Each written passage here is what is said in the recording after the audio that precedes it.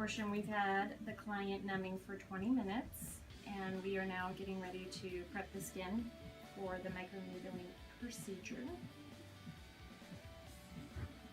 So we just want to make sure we're really thorough with our cleanser and removing the numbing cream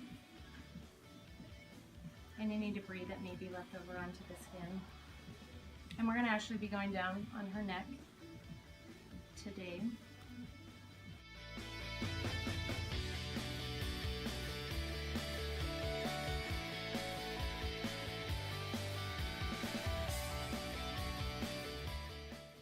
And we're going over it with a rough gauze, and we're trying to buff up that skin a little bit for a more aggressive treatment on Kelly today.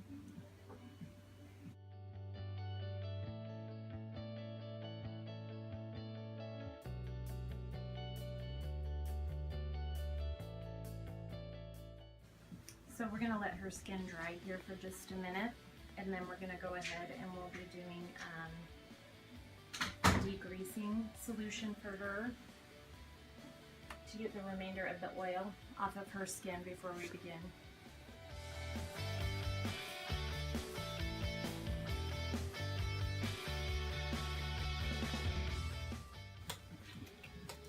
I'm going to go ahead and change out my gloves before we begin so we have clean gloves.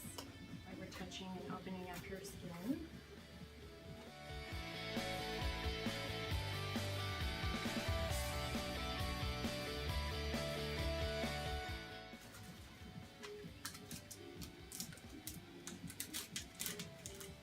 Alright, so here we have the needle that's going in the device.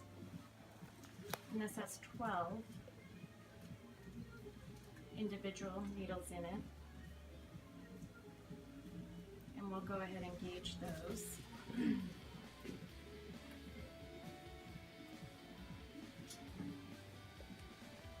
In specific depths according to the needs of the client and the areas that we're working on.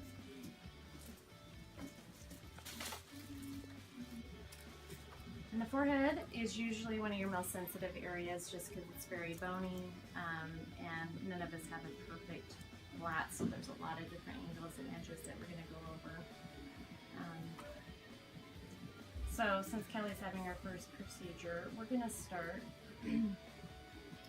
at a 0.4 for our first pass.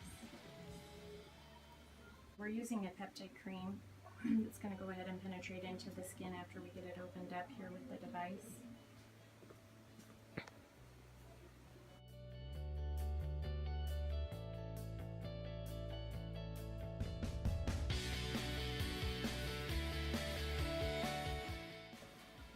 So I always like to start on the forehead, working down to the side. And then we're going to work underneath her eye area, and we like to keep that at a much lower setting. So we're just trying to really break open that skin, this first pass that we're going to do over the entire face. And as you can see, she has little pinpoint bleeding, which is what we're looking for.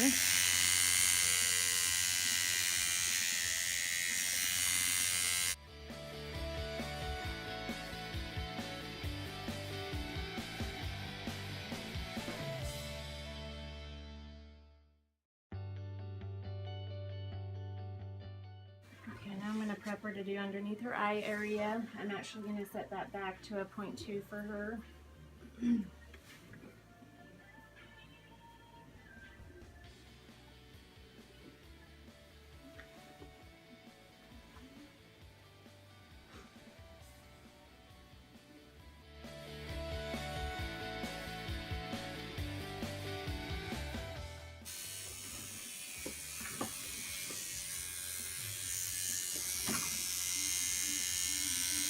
I'm going to pull her skin down. I'm going to work as close as we can into that skin.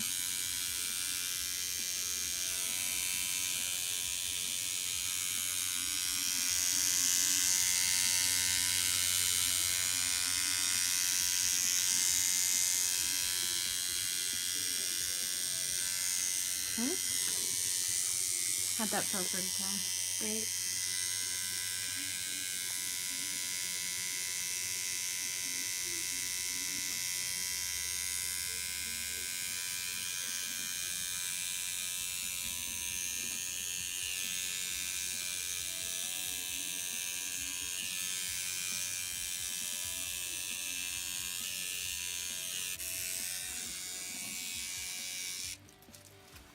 Alright, the next area we're going to work on is her cheek, which is really fleshier. We can typically go pretty deep in this area. This is typically where you'll see a lot of your scarring, hyperpigmentations. Kelly wants to work on some of the hyperpigmentation and her pore size, tone and texture with her skin. So we're going to try to take on this first pass.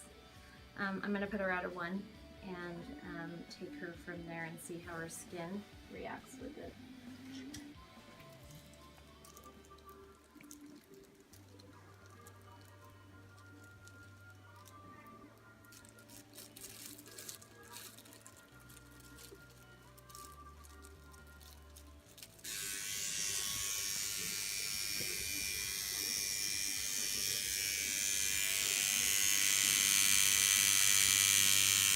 I'm going to continue working in a horizontal panel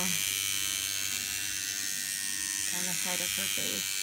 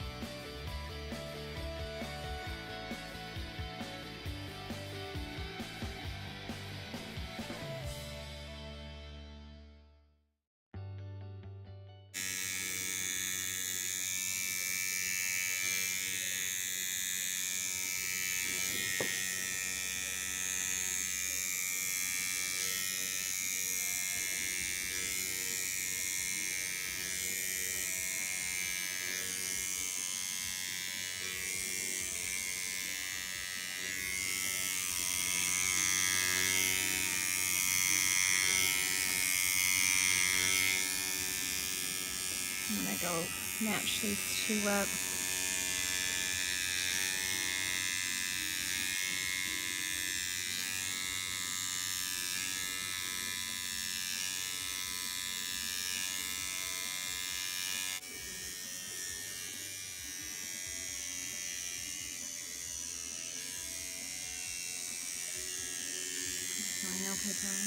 Mm-hmm.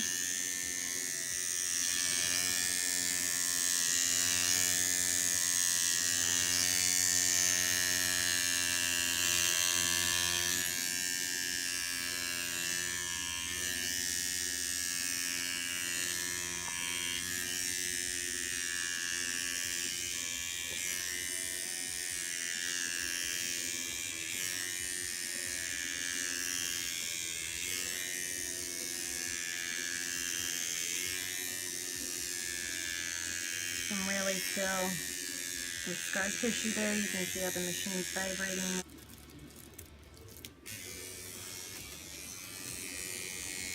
There we go.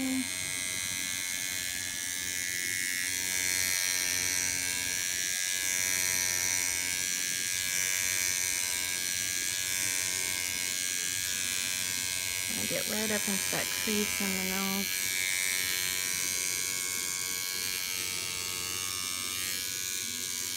Lip is very sensitive.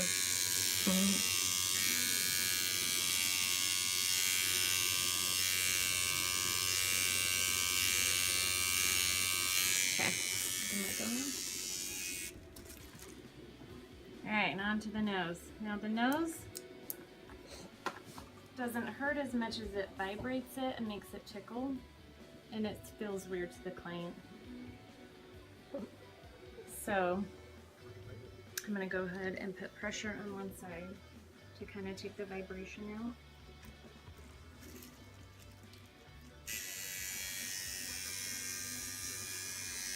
Start it through matching that up.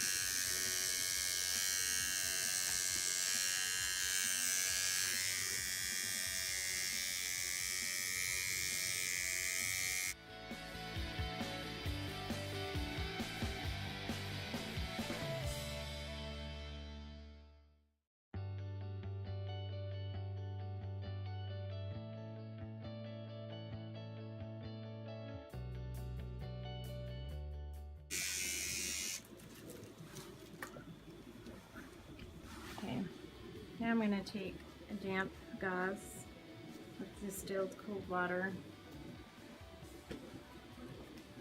and remove the product as well as the blood. Do I need a picture of the blood?